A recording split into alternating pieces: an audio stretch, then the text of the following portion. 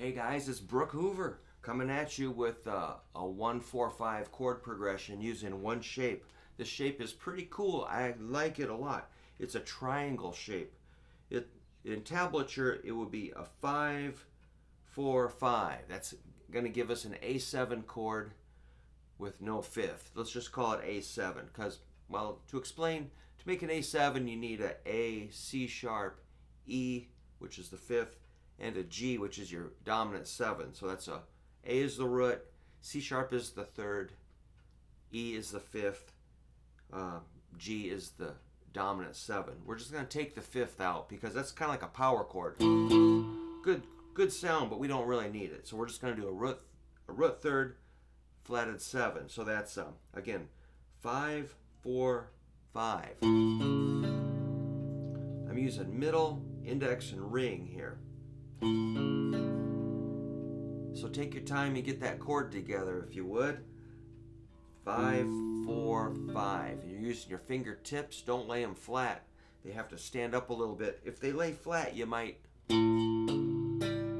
knock out that string, the fifth string. So we're on the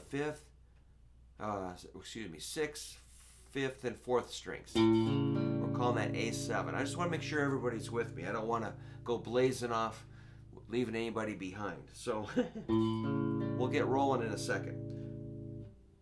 Everybody got that? It's pretty easy. You don't have to press super hard either. And try it like I'm going bum bum bum. Hear those individual notes before you start going.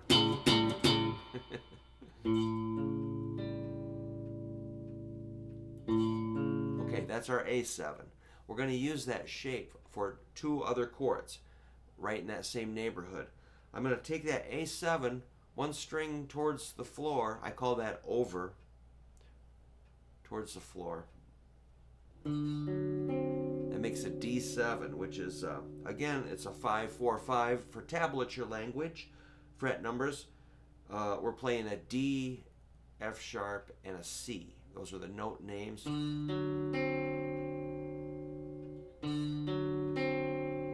We're on the fifth string. That's the root. The fourth and third strings. Same shape. That's why this is going to be useful for some people. Then we're going to take it back to where we started. The A. All right, let me explain. This is what you want to do is go from this first shape to the second shape. What you're doing is moving from the 1 chord to the 4 chord. I'm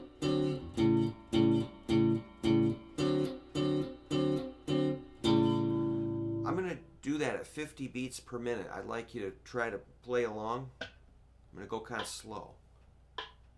Here we go. 1, 2, 3, 4. Jump. 3,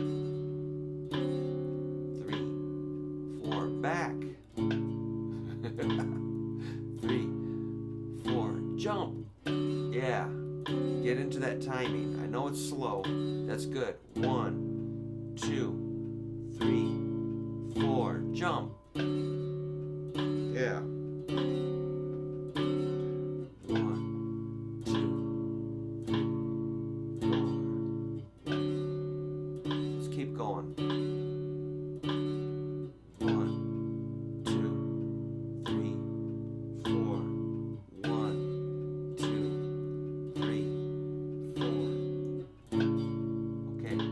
It's going to get more involved, so hang with me. Okay, let's go back to the 1 chord and let it ring. Okay, so we're doing the 1 to the 4. When you get with when you jam on blues, they say, hey, we're going to do a 1-4-5 chord progression. That's your 1, 4, 5. Your 3 big chords of a typical. Those are the 3 primary chords of a key, or the key of A. So we're just going from a 1 to a 4, which is actually really cool. You could go like a. Keep going, you know, like.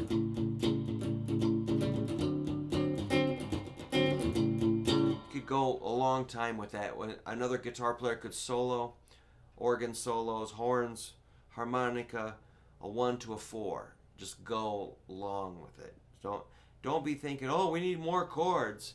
You don't really need more chords. Sometimes you need less chords, more simple.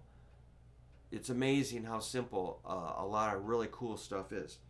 So 1 to a 4. Now we're going to take it up to the 5, which is your E7 chord. That's a 7, 6, 7 on the 5th string, 4th string, 3rd string. Exact same shape. So let's hear that one at a time like this. Always listen to a chord one note at a time and try to understand what the table of contents of that chord is. If you just punch the chord, you might hear it, but you're going to hear it better. It's going to open up more possibilities too when you play it one note at a time.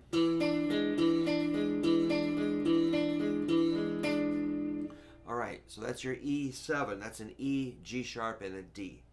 Now let's play them all in a row. Let's do our A, D, and E7 chords like this. A7.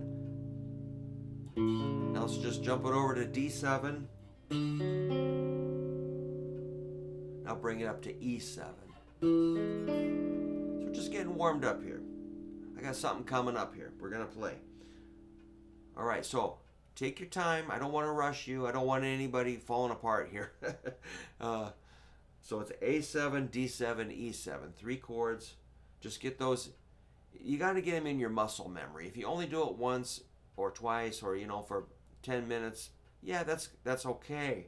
But if you don't remember it and your arm doesn't remember it and your brain, your fingers don't remember it, your ears don't remember it, it's like, well, you're just starting over again. So you got to put in that time and focus and dedicate some time to getting this in your long-term memory. So next time it's time to jam, you're like, well, what am I going to do? Oh, yeah.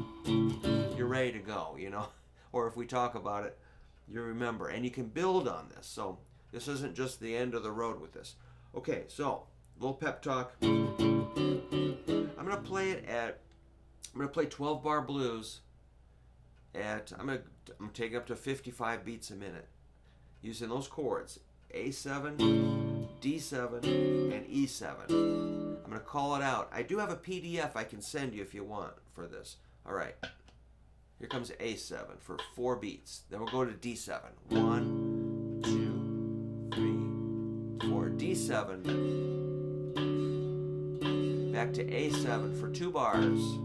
2, 3, 4. One more. Now D7 for 2 bars. One more. Here comes A7 for 2 bars. Jump.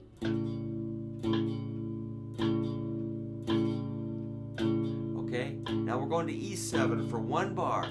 Go. 2, 3. Now D7. Jump. A7. And here comes E7. Now we're going to repeat. You've heard this before. A7. 1, 2, 3, 4. Jump. Back to A7 for 2 bars. 1, 2, 3, 4. D7.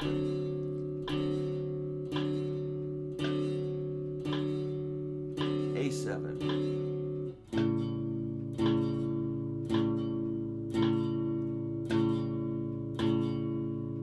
E7. 2, 3, 4. D7. A7. E7. Jump. All right, let's do it 2 more times, the whole thing. 1, 2, 3, 4. D. That's the 4. Back to the 1.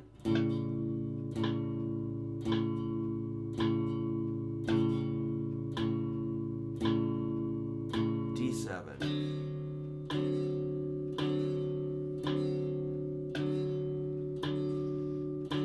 A.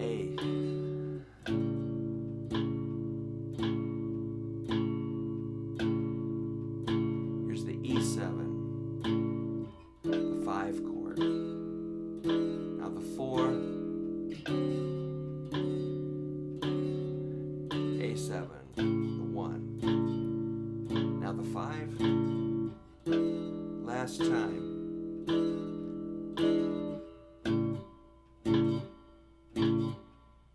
Jump. Back.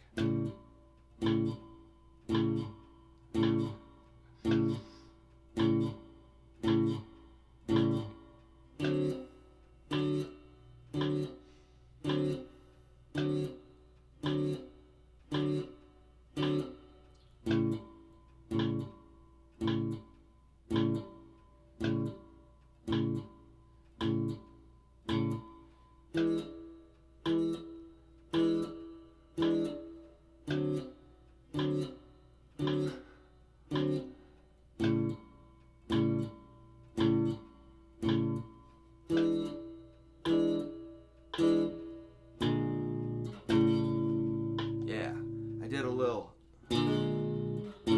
A sharp to an A. So the cool, hopefully you were able to keep up with that a little bit. If not, go back and rewind, play it again and play along.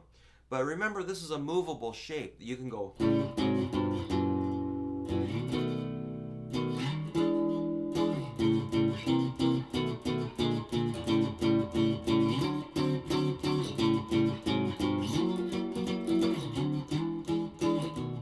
Whoa, I forgot what I was doing. But it's movable. Movable. And you can go one string over. If you go another string, it becomes something else, and another string, something else. We don't go over it any farther for now, but anything can happen. Now remember, you can play it as a riff, like, which I think is cool. I'm gonna speed this thing up and do like 100 beats a minute, doing some riffing on it. I'm gonna go like. I'll do the D.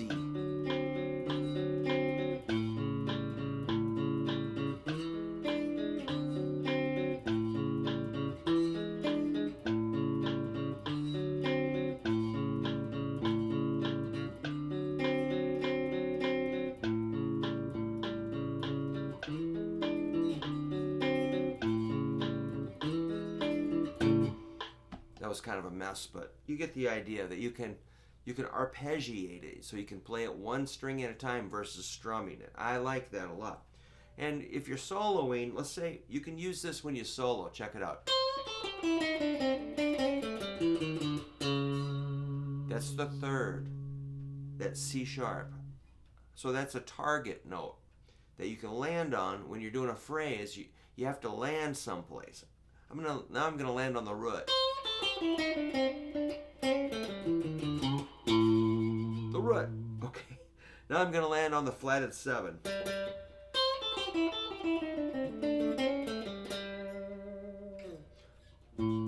So those are all like destinations when you're root, third, flatted 7. Those are all notes to include in a solo idea. Plus you can bring it up to your D and your E.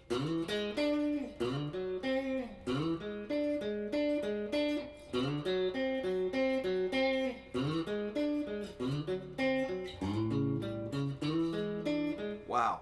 So really, this is like, we're just barely skimming the surface of the possibilities of this silly little shape. So even though I missed a few notes, don't pay no attention to that. Okay, that was really fun to do. I was kind of just, it just cracks me up. It's so much fun. And I'm so happy to hear from every one of you guys when you message me or just leave a comment.